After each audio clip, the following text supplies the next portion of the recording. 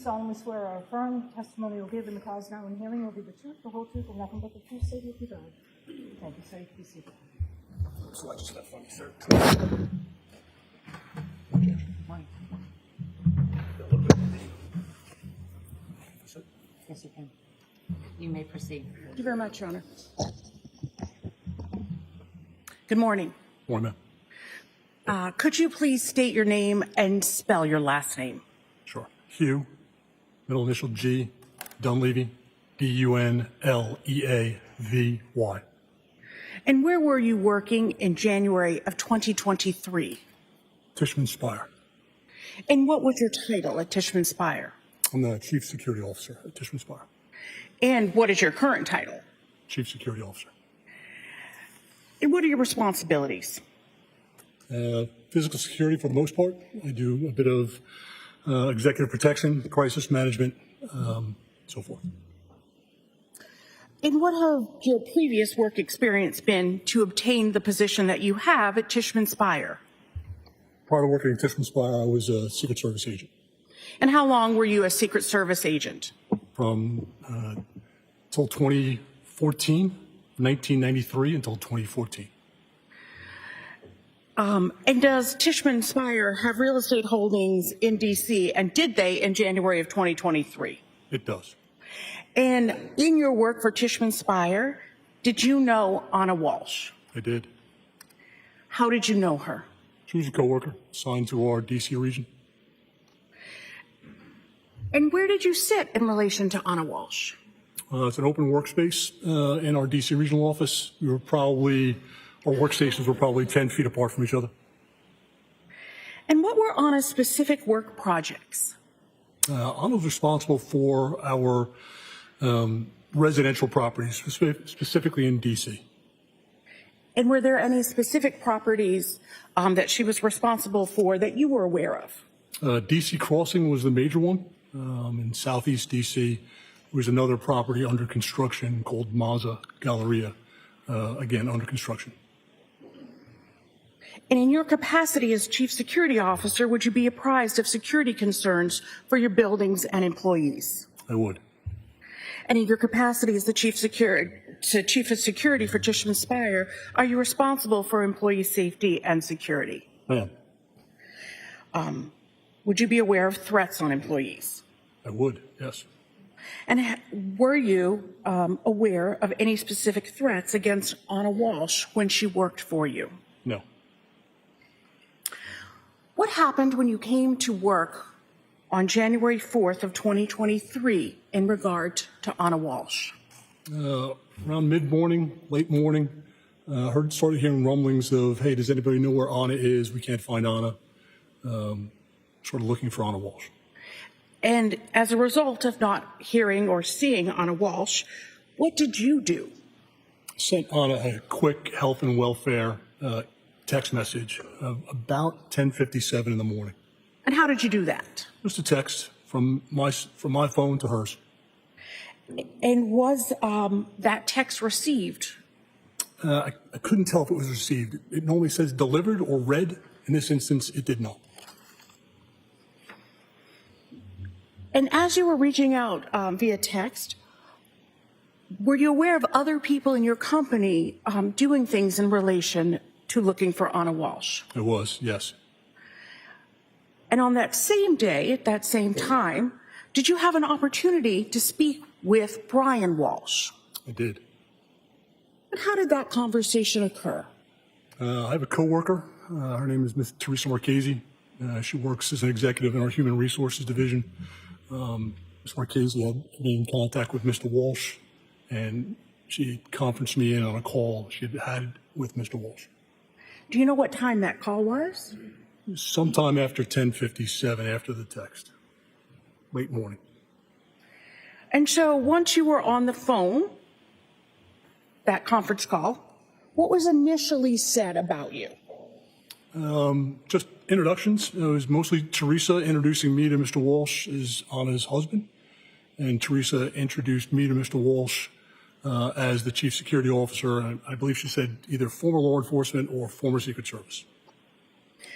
And what was Ana Walshe's husband's demeanor initially? Initially, very cordial. Hello, how can I help you? Very calm. And at some point, did that stay the same or change or something else? It did. Very quickly when I started asking about Ana, his demeanor changed. He got very emotional, unintelligible, to the point where I had to ask him to calm down so I could just understand what he was saying. And was he able to do that? He was, yes. And how long do you think he was unintelligible for? It was quick, 20 to 30 seconds at most. He was quickly able to reestablish his composure and began the conversation. And could you please tell me what Mr. Walsh told you during that phone call? How did that phone call go? It was, again, very cordial. His demeanor was good. He regained his composure, and when I started asking, hey, when was the last time you saw Ana? What was her location? Words to that effect. And what did he tell you about the last time he saw Ana? He indicated he had seen Ana sometime either late on the 31st or early on the 1st of January. And why did he say she had left? He indicated that there was a work emergency and that she had left the house en route back to our DC region. And what, if anything, did he tell you about the amount of time that he had not been in contact with her? I asked him very specifically when was the last time he spoke to his wife. He said, I noted that it was the 4th of January, and the last time he'd seen his wife was on the 1st. Said it was 3 days. Is that normal? He indicated it was not atypical for them to not speak for several days, but he was now calling work to find out where she was. And what, if anything, was discussed about the work emergency? Again, as coming from Mr. Walsh, he indicated it was a work emergency. He was non-specific. He didn't know the nature of it. I spoke to Mr. Walsh, said I was unaware of a work emergency that would necessitate bringing Ana back to D.C. I said I would check, but I was unaware of any emergency at the residential properties in D.C. Did you check? I did. Did you discover a work emergency? I did not. What else did you discuss during the course of that conversation? I asked him how, if he believed his wife was headed to D.C., how she got there. Did she fly? Did she take a train? How did she get to the airport or the train station? And what did he say? He was unaware. He indicated he did not know.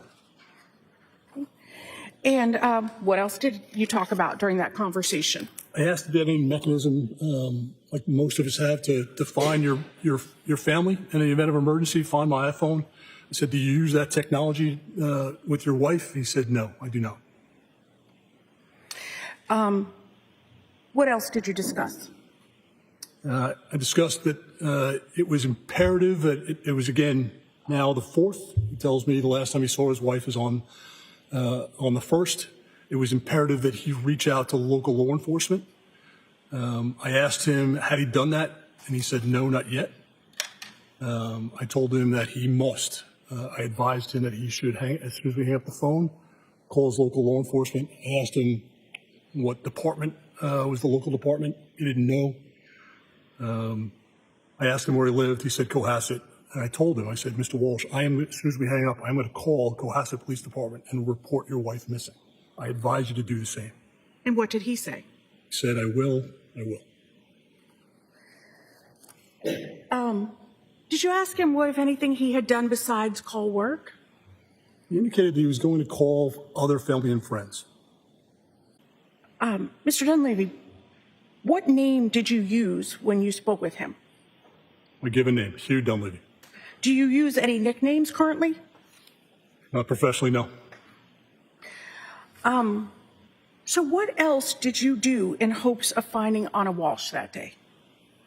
Very quickly, other than calling Cohasset Police Department, we did a health and welfare check of Ana's known D.C. residents. I contacted Washington, D.C.'s Metropolitan Police Department, and I asked 2 officers to meet me there. And that was that January 4th date? That was later in the afternoon. Okay. And so who did you go to the DC home with? Teresa Marchese was already en route there. I advised Teresa not to go in yet, wait for law enforcement. I also took 2 engineers with me to the residence. And why did you need 2 engineers with you?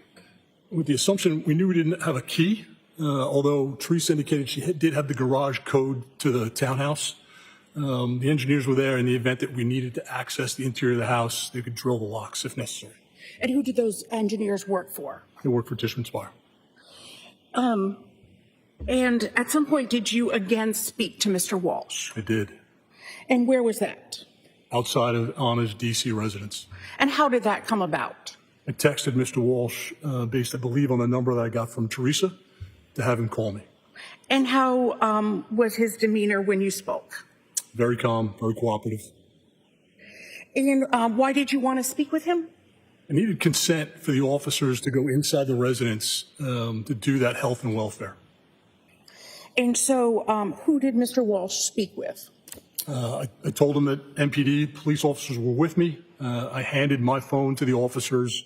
The officers engaged Mr. Walshe directly, and I'm assuming he gave verbal consent to doing that. And when you say MPD, can you just define that? Sure, my apologies. Washington, D.C. Metropolitan Police Department, MPD.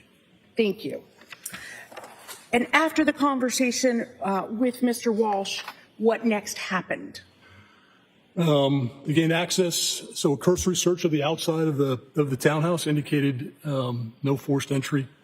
They gained access through the garage with the garage code that was provided. The interior garage door was locked. And then what happened? They asked the engineers to drill the lock to allow MPD into the residence. And did that happen? They did. And what did the police then do? I'm sorry, say again? What did the police then do, sir? They went into the residence by themselves. Okay. And where were you? Myself, Teresa, and the engineers remained outside the residence. And how long were the police inside? Not long, I would say 15 minutes approximately. And did you watch the police come outside? I did. And who did the police return outside with? No one, by themselves. Did you see Ana Walshe? I did not. Did anyone seek assistance that day? No. So after the initial text and phone conversation to get into the house, did you have any other communication with Mr. Walshe? Later in the day, sometime around 5 p.m., he texted me asking if I had found Ana's car. And was Ana's car at the townhouse? It was not. Did you begin an investigation into the location of the car? I did. And were you able to locate the car? I was. Where did you locate that car? At D.C. Crossing, southeast D.C. And how did you find the car? We asked the property management staff there to go down to the garage. They were able to locate the vehicle in the garage. We also pulled video evidence of her entering the garage. And in your capacity, were you able to review that in terms of her being there on a certain date? I was. And what date was that? On about the 30th of December. Do you remember a time for that generally? I don't know. It was dark. I don't remember the time. Okay. In your capacity as Director of Security, are you aware of how employees of Tishman Speyer gain access to your buildings? I am. And how do they? Standard access control technologies, whether that's a proximity card or an access device that's on your phone, those access records are date stamped, time date stamped. And how is that data maintained? Electronically. And when is that maintained? Usually locally on a server at whatever property that these access control records are maintained. And is that maintained in real time? It is. And when was the last time that Ana used her access to a Tishman Speyer building? On or about the 30th of December. And in your capacity as Director of Security, are you aware of emails, phones, and corporate credit cards issued to employees of Tishman Speyer? I am. And are Tishman Speyer employees routinely issued email accounts? They are. And what email does your company use? The domain name is @tishmanspire.com. And was Ana provided an email? She was. And how is that data maintained? Electronically. And did you determine the last time that she used her work email? I did. And when was that? For a non-recurring account, for a non-recurring email? On about, again, the 30th of December. Okay. And was Ana issued a work laptop for Tishman-Speyer? She was, yes. And what type of work laptop generally was she issued? We are generally issued a Microsoft-type laptop, not a personal, not a tower, but a laptop. A laptop. And you said Microsoft, meaning not an Apple product? No, generally not Apple products or issues. Okay. And did Ana have a corporate phone? She did.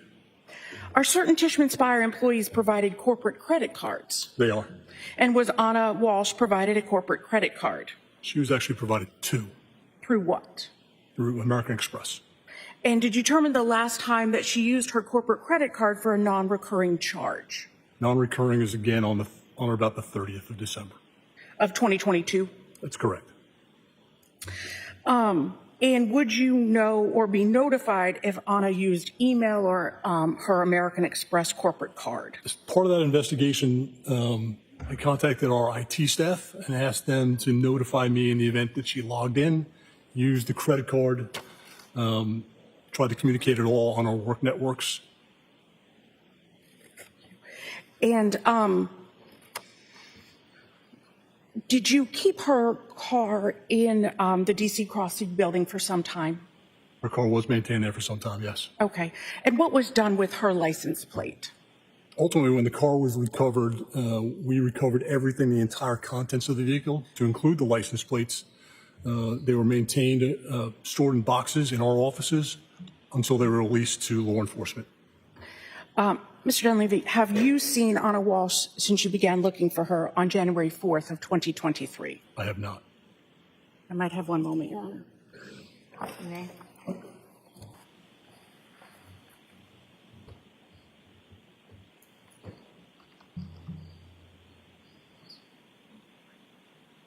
Thank you. Ross? No question. You may step down, sir. Thank you, Judge.